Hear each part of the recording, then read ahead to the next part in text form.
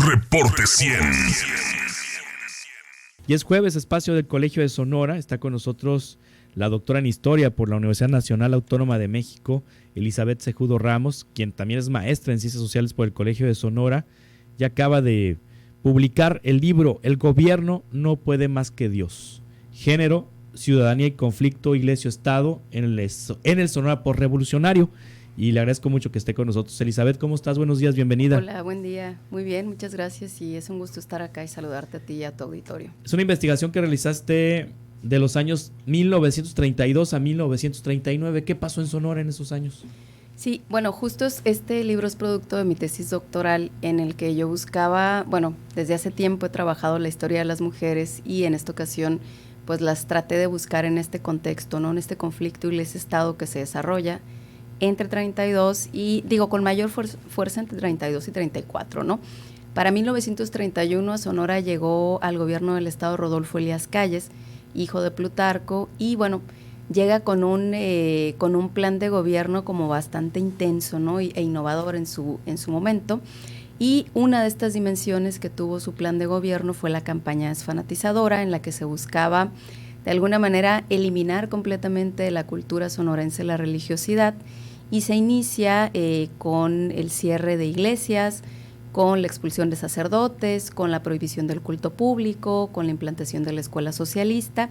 Y bueno, es un programa que se desarrolla con mucha fuerza durante los primeros años, entre 32, 35 más o menos, y una vez que el presidente Cárdenas rompe con los Calles, pues empieza a minorar, digamos, la fuerza de la campaña. Sin embargo, se mantiene los efectos, como el cierre de templos, por ejemplo, o los sacerdotes fuera del estado, hasta 1939 más o menos, que es donde cierro mi estudio, ¿no?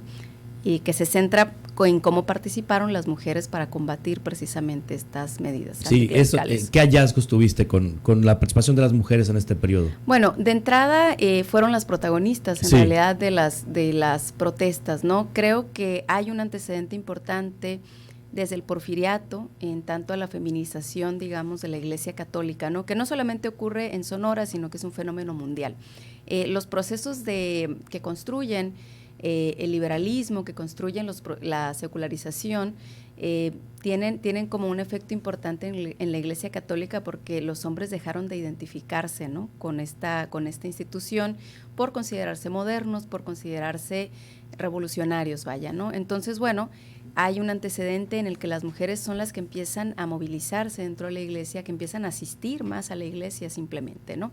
Luego, cuando llega el obispo Juan Navarrete a Sonora en 1919, pues llega a un estado que él considera que está en indiferencia religiosa, ¿no?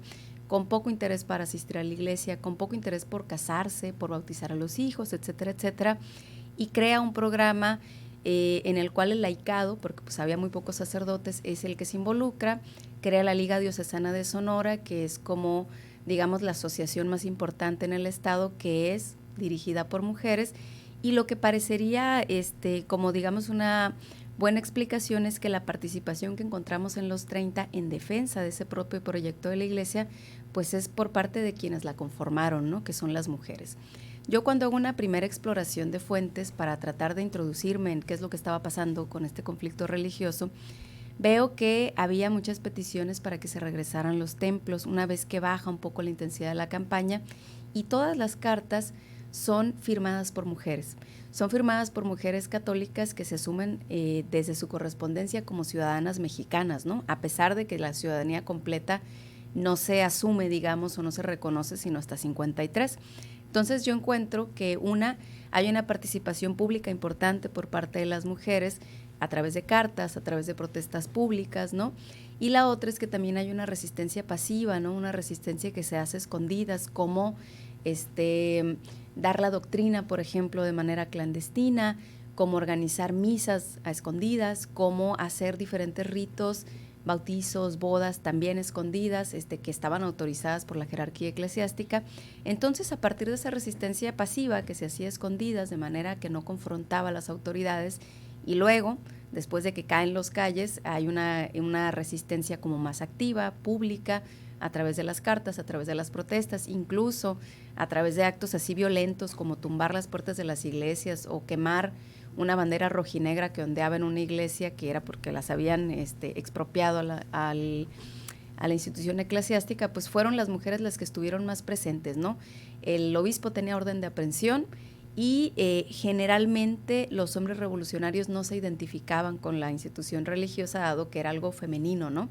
Y la masculinidad revolucionaria tenía que ver con el anticlericalismo. Entonces, esa es parte de la explicación de por qué las mujeres estuvieron más presentes. ¿Eran mujeres, muchas mujeres, o había liderazgos? Es decir, ¿quién encabezaba esas mujeres? ¿Quién dirigía a esas mujeres? ¿Cómo estaban organizadas esas mujeres? ¿O era una situación natural de inconformidad y de rebeldía, digámoslo de alguna manera? Era una molestia generalizada, sí. Era una molestia generalizada, y donde puede verse con mayor claridad en las fuentes es en el boicot que se hizo a la educación socialista antirreligiosa acá en Sonora, que las madres de familia no enviaban a sus hijos a las escuelas, no enviaban a sus hijas a las escuelas. Entonces ahí es donde podemos ver más el pulso, ¿no?